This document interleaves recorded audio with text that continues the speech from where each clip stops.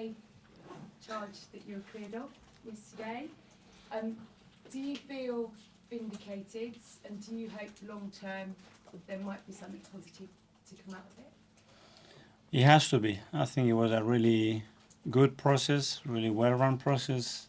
I think it gave the opportunity to them to explain how they felt, myself how I felt as well, and the reasons behind it. And okay, the outcome is that I'm not charged, but I think we have to draw a line as well and look for how we can be much more constructive and learn from it and move forward. That's it. But it was good. I felt a lot of sympathy, to be fair. Once I explained as well how we feel some days as managers, the pressure that we are under, and how important details are for our job. Because I love what I do so much and I want to continue doing it. But the reality last year it was that 40 managers lost their jobs, which is incredible. And we depend on results, that's it. So when the outcome at the end is that important, we get really emotional about it, because now nobody remembers what happens 3 weeks ago when you lost a game, you lost another one because of a different reason. So I think it was a really good process. Another one on referees, but just one more, I promise. Mm-hmm. I sat through the 5-minute explanation of why Kai Havertz's goal wasn't given, and came away thinking I might just be more confused than I was before. Are you satisfied, because you weren't at the time, that they got the outcome right, even if the rule doesn't seem to necessarily be working? The handballs, anything that happens in the box has to be crystal clear, and unfortunately even today it's very difficult to understand what it is, because there's so many things that can happen. But we are in the direction to resolve that. I think we are all very eager to resolve it in the best possible way, and I'm positive that it will happen.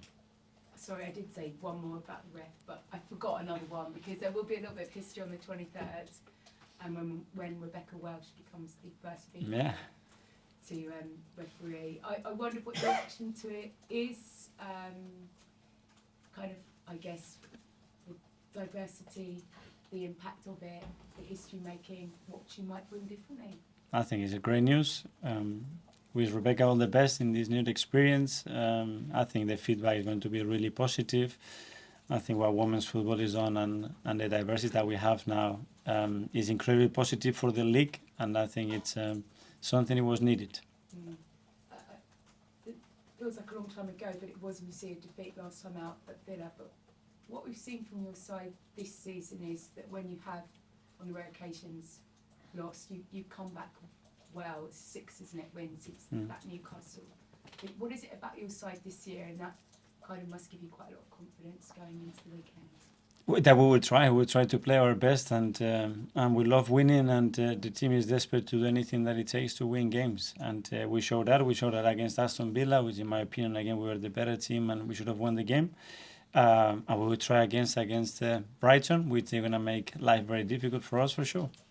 I wanted to ask you about Brighton. Last 3 visits to the Emirates, they've won. What is it about that team that makes them so hard to beat? Now they are a really good side.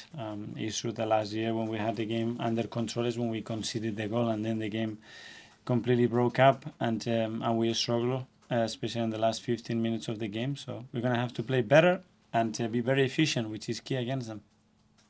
Got Anita from the Premier League. Hi, Mikel. Hi. Can I get team news, please? Any updates? Is Martinelli feeling better? Martinelli's feeling good. So will he be in contention? Yeah. We had no other news apart from Mo.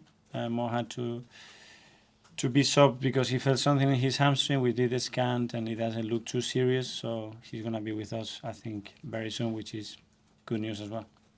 You repeatedly tell us about the standards of this club and that every game is a must-win game for Arsenal, but given that it's Liverpool next and they are above you in the table, just how much more important is a win against Aston Villa or something? Against Brighton. It's okay. Like every week, at the end we have to play against every team, and obviously the schedule is what it is right now, but we have 2 big games coming up, and then we have as well the 28th and the 31st. So this period is vital around this moment in the year, and we'll try to win every game, that's for sure. And then just finally, What have you made of Brighton's start to the season? They're ninth in the table and 10 points behind Arsenal at the moment.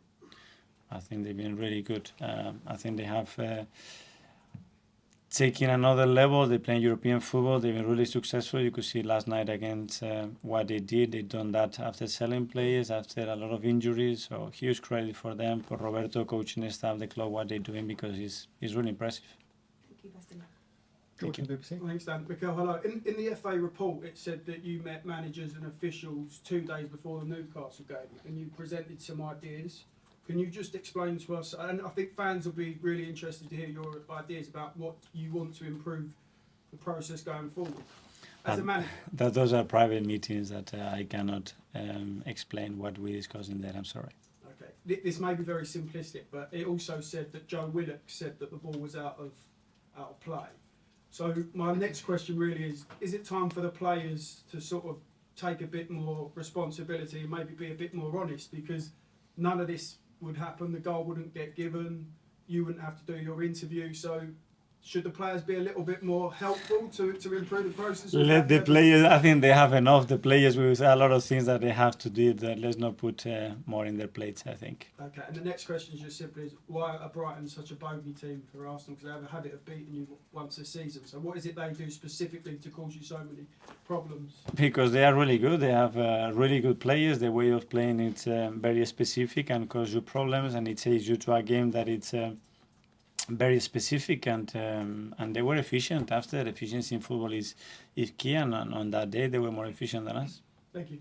Yeah, from talkSPORT. Hi, I hope you're well. Yes. Good. Would you say what you said? Now you've been cleared, and we can speak in hindsight and what have you. Would you say again what you said and use the word disgrace, or have you gone home and thought, actually, maybe I wouldn't next time say exactly what I said in the way that I said it?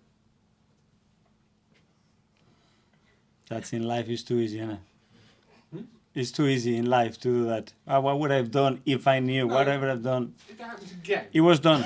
I defended my opinion. I expressed my opinion. I say again that I'm fully supportive of how we have to improve the game, and the referees are a big part of that, and they know that.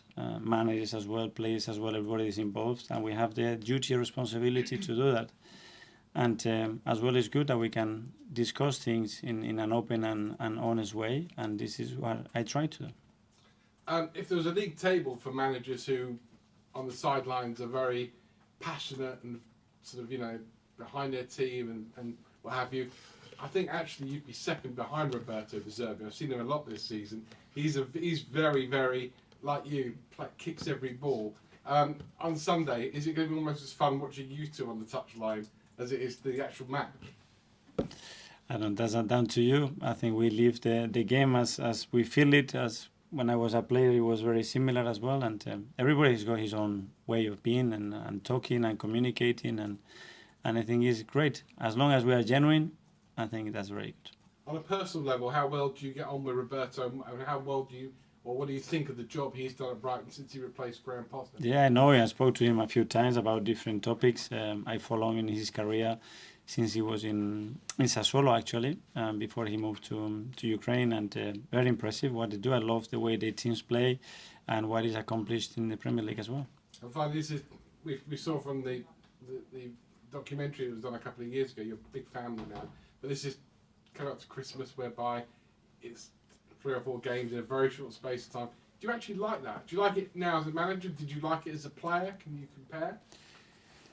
I really like it. It gives us the opportunity as well to bring family over. When we're in Spain, it's a bit different. And I had incredible memories about these periods when I was a player and right now as a manager as well. This year it's very rare because we're going to have 24 and 25th without a training session as well, which is extremely bizarre, but good to spend some time as well with my family, especially me that I have young kids and they are super excited about Christmas. Brilliant, thank you.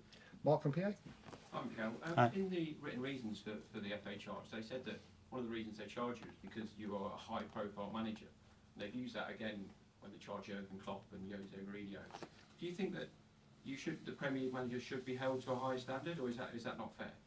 I think we have a huge duty, and it's part of our role as well to conduct ourselves in the best way and represent the game, the league, and our clubs in the best possible way. And this is what we try to do every day. Sometimes better, sometimes worse, but it is our intention. Okay. Art? Hi, Mikel. Hi. When you've spoken about players you've recruited, you've often spoken about how well they've been educated at other clubs. Obviously, Leandro and Ben come from Brighton. What is it about Brighton that helps educate these players so well for you to like them?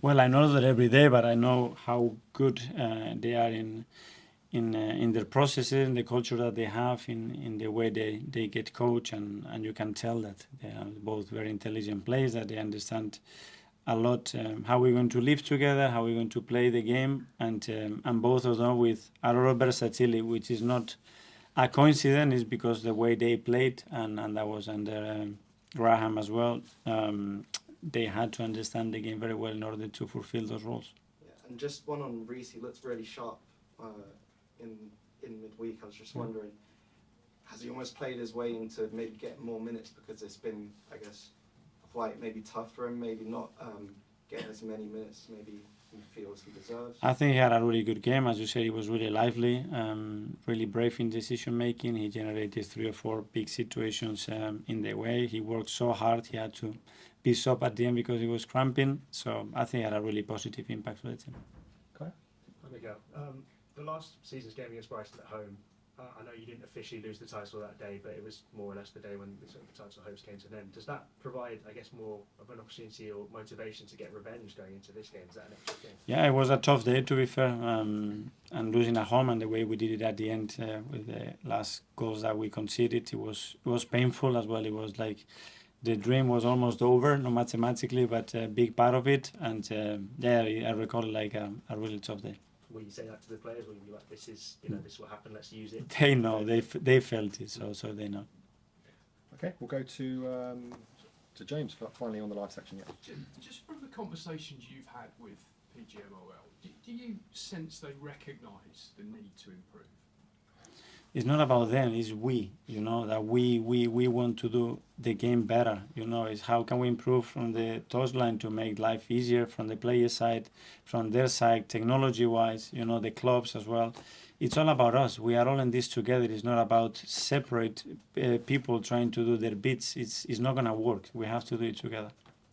One solution that's been suggested sort of publicly is trying to get more ex-players involved in officiating refereeing. Do you think that's something that the game should encourage? Would it help? I don't know if that's the solution. I think that's they have to find solution. We have to try to support with other ideas that we have put in the table and try to move the game constantly forward.